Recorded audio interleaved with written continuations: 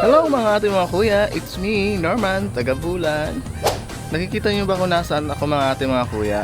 Andito po ako ngayon sa aming palayan. So, dahil isang linggo po ako hindi nakapagbunot ng damo, marami po tayong bubunutin ngayon mga ate kuya.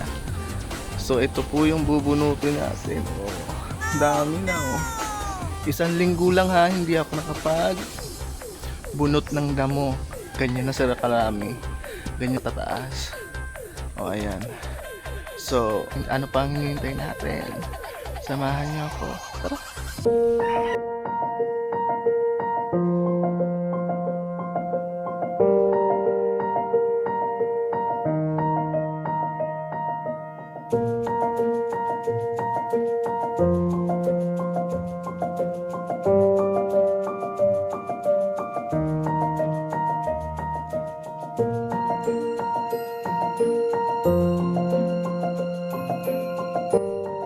So ayan mga ate mga kuya, tapos na tayo. Oh, ayan.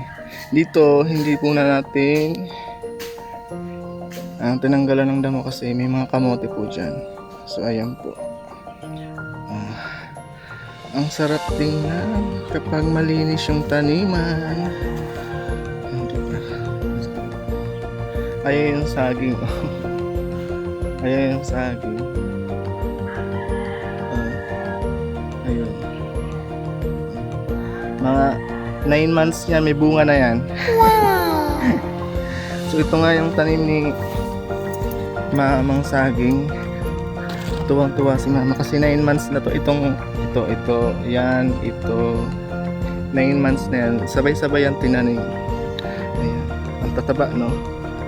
Tsaka yun, may bunga na, oh. Ayun. Sana hindi abutan ng malakas na hangin, makapahinog niyan. Ayan si Mama. Ma, kaway-kaway. Ayan. So hanggang dito na lang po mga ate mga kuya. Salamat sa pag-antabay. Bye-bye.